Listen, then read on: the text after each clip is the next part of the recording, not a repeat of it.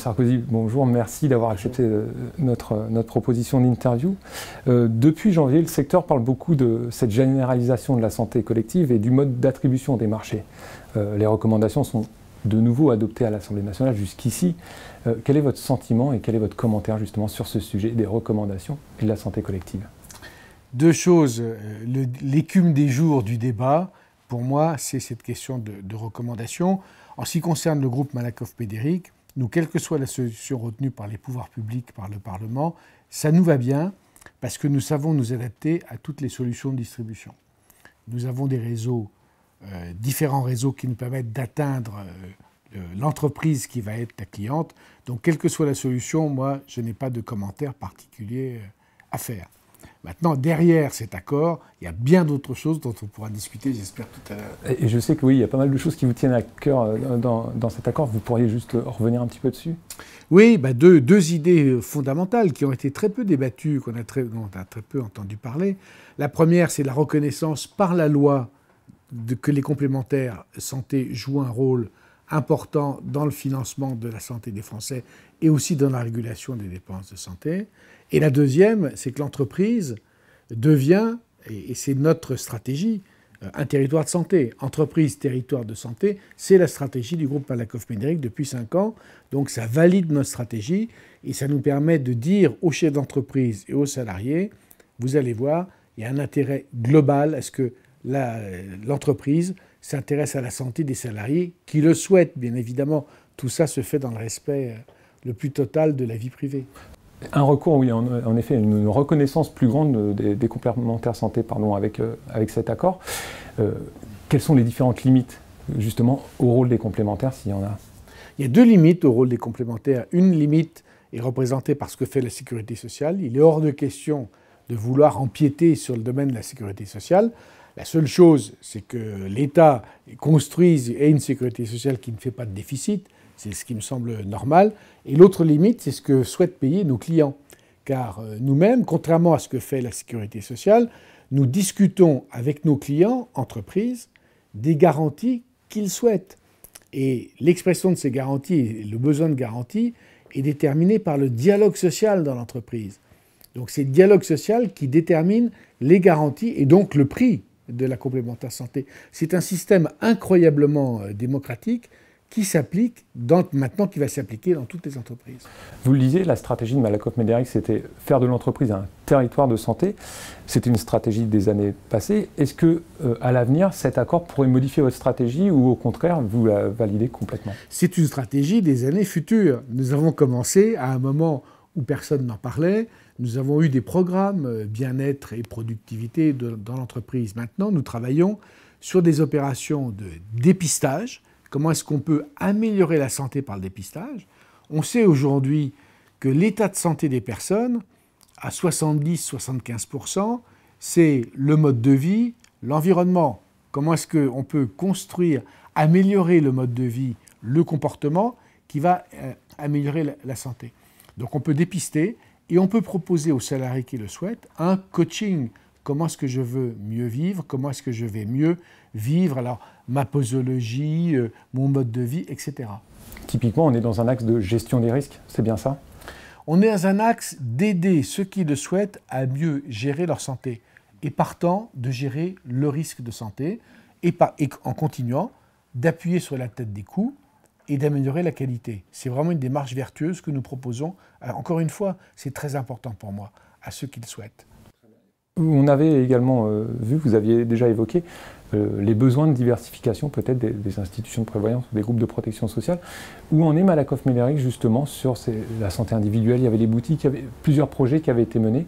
La diversification dans les IP, quel est votre sentiment là-dessus et qu'est-ce que pourrait faire Malakoff-Médéric? Nous sommes un groupe de protection sociale qui est très vaste puisque nous avons l'assurance collective, c'est-à-dire les entreprises, c'est 80% de notre chiffre d'affaires. Nous sommes très forts sur ce terrain-là et nous allons bien entendu continuer. Nous sommes aussi assureurs individuels. Aujourd'hui, l'assurance individuelle, le terrain de l'assurance individuelle va être les retraités, puisque tous ceux qui sont dans l'entreprise vont avoir une assurance. C'est donc les retraités. Et puis, à terme, un jour, la fonction publique, si jamais il y a une ouverture de ce point de vue-là. Et pour mieux acquérir, pour mieux rencontrer les retraités qui le souhaitent et les personnes qui ne sont pas dans l'entreprise, qui souhaitent avoir un contrat individuel avec nous, évidemment, nous devons améliorer notre outil commercial, c'est-à-dire l'outil de distribution. C'est absolument majeur. Et donc, nous avons ouvert 26 boutiques. C'est un début. On va voir après comment tout ça va se mettre en œuvre. Nous apprenons ce nouveau métier. Pour nous, c'est passionnant. Et on commence à réussir. Et donc, on est très content de ce projet. Je suis très content de ce projet. Généralisation de la santé collective, la santé individuelle sont quand même des marchés très, très, très concurrentiels en France.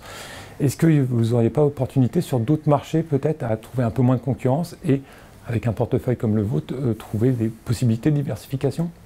Votre observation est capitale. Oui, le marché de la santé est extrêmement compétitif, c'est-à-dire, contrairement à ce qui est souvent véhiculé, les marges sont incroyablement faibles et d'ailleurs la valeur ajoutée produite n'est pas très très importante. C'est pour ça que nous avons notre stratégie qui nous amène sur la gestion du risque, comment est-ce qu'on va améliorer les coûts et améliorer la qualité est aussi importante. Et puis aussi, bien sûr, une stratégie de différenciation et d'innovation. Mais c'est bien cette stratégie de gestion du risque qui va nous permettre d'améliorer les coûts et de mieux pénétrer le marché. Nous avons pris une forme de leadership dans ce domaine et vraiment, j'ai l'intention que nous puissions continuer ainsi. Alors, la recomposition du marché de la santé, pardon, qu'elle soit collective ou individuelle, génère beaucoup de discussions. C'est-à-dire qu'on voit beaucoup de groupes discuter entre eux. Des partenariats se créent ou sont en train de se créer. Pour Malakoff Médéric, est-ce que la stratégie d'un partenariat, on sait que vous avez créé une union de groupes mutualistes, est-ce que ça a vocation justement à attirer vers Malakoff des entités plus petites, à élargir le portefeuille et trouver justement d'autres débouchés? Alors vous avez raison, les investissements à consentir sont extrêmement importants.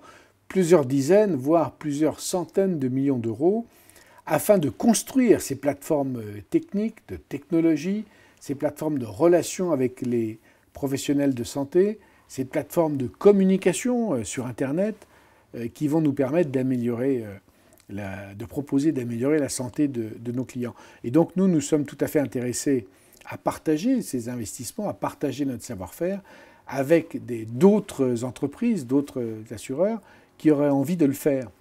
C'est une stratégie d'ouverture. Nous sommes un des acteurs majeurs du marché, mais je pense que nous sommes encore avec une taille encore insuffisante et qu'il faut, toujours dans la même question d'améliorer l'efficacité et de limiter les prix, qu'il faut encore grossir en termes de relations avec nos clients. Par ailleurs, la réglementation, vous savez que la réglementation qui s'applique à nous, c'est une réglementation de type assurantiel, nous oblige là aussi à avoir des capitaux propres extrêmement importants. Vous avez évoqué les plateformes, donc réseau de soins évidemment, un sujet revenu sur l'actualité parce qu'une proposition de loi devrait être faite prochainement. Votre sentiment, vous qui êtes dans le réseau Calivia, qui est un réseau très performant et qui permet à la fois de gérer du risque et d'améliorer les marges? Nous avons pris l'initiative avec des associés de créer ce réseau Calivia, qui est un succès total. D'abord parce que nous sommes devenus le premier réseau français. C'est plus de 150 millions d'euros de lunettes qui sont achetées en France. C'est 4200 opticiens qui sont nos partenaires. Et surtout, c'est une baisse des prix de 25% en moyenne pour les lunettes achetées dans le réseau. Et comme nous remboursons nos clients de la même manière qu'ils aillent ou qu'ils n'aillent pas dans le réseau de soins, eh bien, c'est donc leur reste à charge qui est ainsi largement diminué. Et c'est donc une bonne action que nous faisons avec ces réseaux de soins. Alors pour eux, pour vos clients d'accord, et pour Malakoff Médéric, l'intérêt, il est... Pour Malakoff Médéric, l'intérêt, il est dans le fait de proposer une offre de qualité différenciante à nos clients. C'est ça qui nous suffit. Nous avons, je vous l'ai dit... Peut-être de mieux gérer également les remboursements et de mieux calibrer tout ça, d'avoir un peu plus de visibilité aussi?